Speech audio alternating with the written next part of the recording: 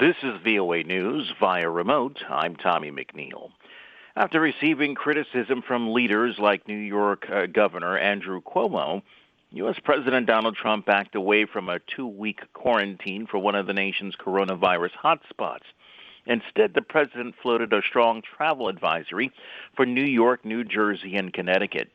Mr. Trump raised the idea of a quarantine in a tweet earlier Saturday, but the governors in the 3 states pushed back. New York Governor Andrew Cuomo was particularly critical, telling CNN that roping off states would amount to a federal declaration of war. Cuomo also said he believes that such a quarantine would be illegal, economically catastrophic, and preposterous.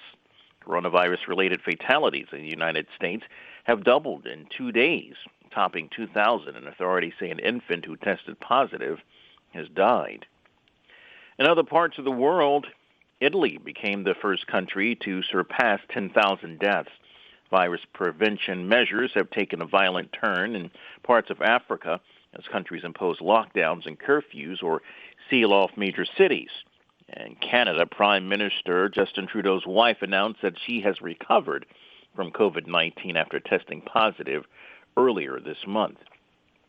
Panamanian authorities say hundreds of passengers on a cruise ship where 4 people have died and over 130 others have influenza-like symptoms, including at least 2 with the coronavirus, were transferred to a sister ship. Panama's maritime authorities said 401 asymptomatic passengers were transferred from cruise operator Holland America Line's 781-foot Miss Zandam vessel to the Rotterdam, a sister ship. There are 1,243 guests and 586 crew on board the Zandam. This is VOA News.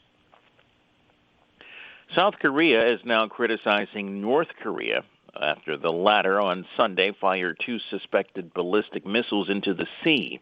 It continues a streak of weapons launches that suggests that leader Kim Jong-un is trying to strengthen domestic support amid worries about a possible coronavirus outbreak in the country. South Korea's Joint Chiefs of Staff said it detected the projectiles flying from the North Korean eastern coastal city of Wonsan into the waters between the Korean peninsula and Japan on Sunday morning. The projectiles flew about 230 kilometers at a maximum altitude of 30 kilometers.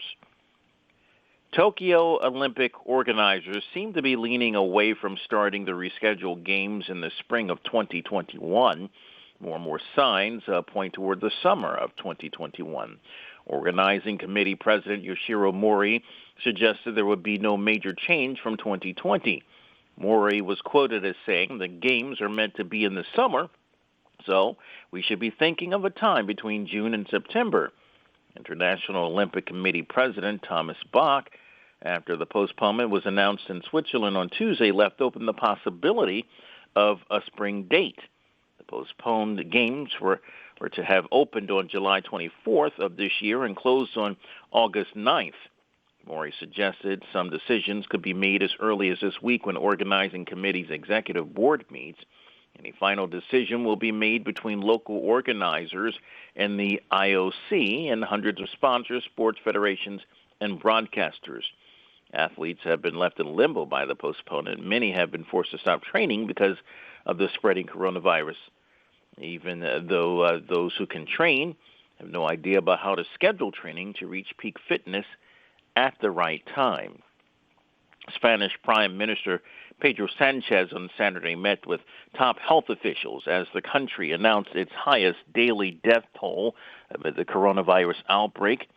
As Spain, where stay-at-home restrictions have been in place for nearly 2 weeks, reported 832 more deaths Saturday, bringing its total to nearly 5,700 people. Another 8,000 people have been confirmed with the infection. It pushed the count above 72,000. Spain's Director of Emergencies, Fernando Simon, saw a ray of hope, noting some parts of the country had probably already passed the peak of infections. Doctors, nurses, and ambulance drivers in Spain's worst-hit regions are working nonstop and falling ill at an alarming rate. More than 9,000 health workers in the country have been affected thus far. Via remote, I'm Tommy McNeil.